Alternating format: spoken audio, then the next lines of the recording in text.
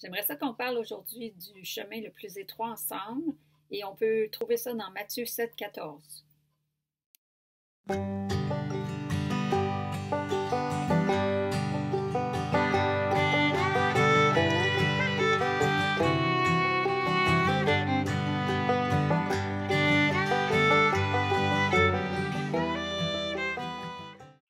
Oui, j'ai sous-titré ça Bible et café parce que j'ai mon café. As-tu le tien? Peut-être une tisane, un chocolat chaud, un bouillon de poulet. Je trouve que les liquides chauds, c'est un petit quelque chose de réconfortant. Je ne sais pas pour toi. Oui. Et aussi, si tu es un nouveau chrétien ou tu n'es pas un chrétien et tu aimerais ça suivre, tu n'as pas de Bible, tu as sûrement un téléphone portable et tu peux télécharger l'application qui s'appelle Top Bible. Je vais te montrer vraiment rapidement comment ça marche. C'est séparé en deux quand tu entres dans l'application. En haut, c'est ce qui a été écrit avant Jésus et ça a été écrit majoritairement en hébreu. Et en bas, tu as le Nouveau Testament qui a été écrit après Jésus, qui a été écrit en grec. Et ce qui est fun avec cette application-là, c'est que tu peux retourner à l'origine des mots. Quand tu n'es pas sûr, avec le contexte, ça semble bizarre. Parfois, souvent, je retourne à l'origine du mot et tout à coup, ça s'éclaircit. OK, on part. Je lis un peu. Entrer par la porte étroite, point. Parce que là, Jésus parle de la porte étroite et tout de suite, de l'autre côté du point, il commence à parler de la porte large. Entrez par la porte étroite, point, car large est la porte, spacieux est le chemin, et dans d'autres versions, on va voir facile est le chemin qui mène à la perdition. Et il y en a beaucoup qui entrent par là. 14. Mais étroite est la porte, resserré le chemin, et dans d'autres versions, facile est le chemin qui mène à la vie, et il y en a peu qui les trouvent. Et en passant perdition, j'ai regardé dans l'origine du mot grec que tu peux toi aussi chercher là, sur l'application. Je vais te donner ce que ça dit. C'est apoléa. J'ai pas la bonne prononciation, c'est sûr et certain, mais j'ai la bonne définition. Destruction, perdition de navire, perte, ruine, misère éternelle en enfer. Donc, c'est un petit peu plus clair. On s'en va directement dans le chemin qui est à l'opposé de Dieu. Wow. Jésus nous dit qu'il y a deux chemins différents avec deux destinations différentes. On va résumer un peu. OK. D'un côté, on a le chemin large, spacieux, facile, qui mène à une porte large. Beaucoup de gens vont par là, mais le problème, c'est la destination, c'est la perdition. De l'autre côté, Jésus nous dit qu'il y a le chemin étroit, resserré, plus difficile, qui mène à cette porte étroite et que cette porte étroite-là mène à la vie. Donc, c'est vraiment deux destinations différentes. Une destination que je pense qu'on ne veut pas cette destination-là, la plupart des gens, mais pourtant, la plupart des gens vont par là. Et le chemin qui mène à la vie, peu de gens vont par là, mais pourtant, je pense que la majorité des gens aimeraient être dans la lumière avec Dieu pour l'éternité. Je pense que ça vaut la peine qu'on réfléchisse un peu ici. Pourquoi la majorité des gens vont vers la porte large? Pourquoi la majorité des gens prennent le sentier qui est large, spacieux? Je pense qu'ici, c'est un peu plus facile pour toi et moi de savoir pourquoi. Je pense que la nature humaine est telle qu'on choisit la facilité. Un exemple banal pour moi, ça serait, OK, j'ai un document à faire, il y a deux caissières. Et là, je vois qu'une caissière, d'un côté, ça va vite, elle ne pose pas beaucoup de questions, pas beaucoup de comptes à rendre. C'est fait, on va par là. Tandis que l'autre, elle pose beaucoup de questions, on a beaucoup de comptes à rendre et c'est long. Je pense que je vais choisir la caissière qui ne demande pas beaucoup de questions. Une autre question qui serait intéressante de se poser, je pense, c'est pourquoi le chemin qui mène à la vie éternelle, qui mène à Dieu, pourquoi c'est un chemin étroit, pourquoi c'est compliqué, pourquoi c'est difficile, pourquoi c'est fait comme ça? Je peux donner ma réponse, mais j'aimerais ça que tu y penses et que peut-être même peser sur pause pour 1 ou 2 minutes pour y réfléchir toi aussi. Moi, ma réponse, je veux la résumer en un mot et c'est le mot humilité. Je pense que ce chemin-là est difficile pour la plupart des gens parce qu'il faut être humble pour prendre ce chemin-là. Il faut vraiment être humble vis-à-vis de Dieu. Premièrement, d'accepter qu'il y a un Dieu qui est parfait au-dessus de nous, à qui on a des comptes à rendre. C'est reconnaître que les péchés existent. Et je pense qu'un des problèmes, c'est que notre société nous montre le contraire.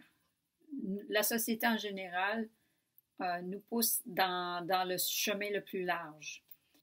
Dieu nous aime et Dieu veut que tout le monde soit sauvé. Le seul problème, c'est que la majorité des gens ne vont pas prendre le chemin que Jésus a dit de prendre. Avant, j'étais dans le New Age stuff, j'étais dans le Nouvel Âge, et je me souviens, j'avais acheté un livre, ça s'appelait « Je suis Dieu ». Et c'est un peu vers ça que la culture nous pousse vers là, nous pousse vers le chemin large. Je suis Dieu, je ne m'en rendais pas compte, mais si je suis Dieu, je n'ai pas besoin de Dieu. Je dis à Dieu, ben c'est correct, je vais m'organiser toute seule. J'ai pas besoin de toi. Ça va super bien. Je m'occupe de mes affaires. Ça, c'est le contraire d'être humble. D'être humble, c'est d'abord de reconnaître que j'ai des péchés, que j'ai besoin d'aide.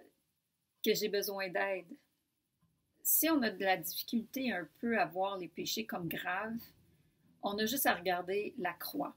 Jésus a été battu, fouetté, humilié, etc., etc. Jésus a vécu un calvaire sur la croix. Il l'a fait pour nous, il a choisi de le faire. OK, là, j'aimerais ça qu'on parle du chemin étroit. Si tu as fait ta demande à Jésus, tu lui as demandé d'être dans ta vie, tu crois que Jésus est le Fils de Dieu qui est venu, qui est mort sur la croix, qui est ressuscité 3 jours après, tu as une relation avec lui, tu marches avec Jésus, tu es sur le chemin étroit. OK. Sur le chemin étroit, quand on arrive sur le chemin étroit, on a beaucoup de bagages parce qu'on vient du chemin large où on pouvait prendre plein de matériel et on pouvait avoir plein de dieux. Les valises peuvent avoir différents noms. Ça peut être des dieux, ça peut être la rancune, ça peut être l'orgueil. Un paquet de bagages avec un paquet de noms. Et en passant un dieu, ça peut être l'argent, ça peut être une personne qu'on idéalise, qu'on veut être comme elle. Et ça peut être toutes sortes de choses qui prend la place de Dieu ou qui est plus important que Dieu. Donc, quand on arrive sur le chemin étroit, on a beaucoup de valises et si on veut avancer, on n'a pas le choix d'en laisser tomber des valises, sinon ça n'avance pas, on est coincé là. Et là, parfois, on peut être coincé là un petit bout de temps, mais la plupart du temps, on veut avancer. On a l'Esprit Saint en plus en nous, d'une façon surnaturelle, qui vient en nous et qui nous aide et qui nous parle, etc. Et, par exemple, OK, je vais donner un exemple. On peut avoir des bagages vraiment lourds. Je pense à la rancune. Ça, c'est un bagage qui est vraiment lourd. Quand on ne veut pas pardonner à quelqu'un, on traîne la rancune, c'est lourd, c'est long, c'est pénible. Et parfois, c'est tellement difficile de laisser tomber ce bagage-là parce qu'une personne méchante nous a fait quelque chose de vraiment impardonnable. Ça peut arriver qu'on fasse du surplace ou qu'on s'assoie sur nos valises et on arrête là. Mais là, c'est ça. Pour avancer, il faut être humble. Il faut dire, Dieu, je ne suis pas capable d'avancer, ma valise est trop lourde, je ne suis pas capable de la laisser tomber. C'est trop difficile pour moi de pardonner à telle personne. Dieu, aide-moi, s'il te plaît, à pardonner à cette personne-là pour cette situation-là. Dieu, quand on est né de nouveau, Jésus nous pardonne tout. Et il s'attend à ce que nous, on pardonne aussi à notre tour. Il n'y a pas de place sur le chemin étroit pour la grosse rancune. Dieu est un super de bon papa. Dieu est bon. Dieu va vous aider. Si vous demandez humblement devant lui et que vous dites que vous n'êtes pas capable, Dieu, c'est sûr et certain qu'il va vous aider. Il ne vous laissera pas comme ça en plan. Et c'est difficile, oui, d'une certaine façon, d'être humble devant Dieu et demander de l'aide, mais en même temps, c'est tellement libérateur. Parce qu'une fois qu'on a laissé tomber notre bagage de rancune, wow, on est tellement léger. Et pour vous, ça peut être la rancune. Pour une autre personne, c'est autre chose. On a chacun des bagages avec des noms différents, des grosseurs différentes. Pour moi, je pense que l'orgueil était une grosse valise. Pour moi, oui. Et je demande encore à Dieu parce que c'est pas... c'est encore là, l'orgueil. Je sais que l'orgueil est encore là et et je lui demande de m'aider avec ça parce que c'est quelque chose c'est un bagage qui est difficile à laisser tomber. Et toi, quelles sont tes valises, tu penses? Qu'est-ce que tu transportes? C'est écrit que nos richesses ne sont pas sur la terre.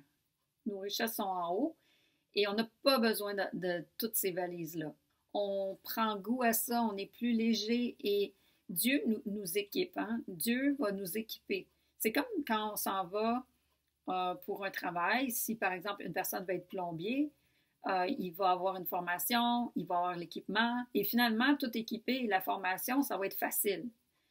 C'est difficile quand on n'est pas équipé et tout ça, mais Dieu, encore une fois, est un bon papa. Il va nous équiper, il va nous donner la formation, une formation continue en fait. Ça me fait penser qu'il ne faut pas vraiment se fier aux apparences, hein, parce que le chemin est large et spacieux, qu'on traîne toutes nos valises, que finalement c'est pesant et c'est pas vraiment, c'est lourd. Et il y a des craintes qui viennent avec ça et tout ça. On se sent comme un esclave. On est esclave de l'argent, on est esclave de l'amour, on est esclave d'une personne. C'est un peu un chemin d'esclavage. Tandis que quand on prend le chemin le plus étroit, wow, on se rend compte justement, on fait le contraire. On laisse tomber, on lâche prise. Les chaînes se brisent. On se réveille et oui, vraiment, c'est libérateur. C'est un chemin de liberté. Finalement, il y a plus d'inconvénients que d'autres choses à traîner ces bagages-là. OK, c'est pas mal tout ce que je voulais dire par rapport à ça. J'espère que ça te fait réfléchir un peu. OK, je vous dis à la prochaine et on se revoit si Dieu le veut.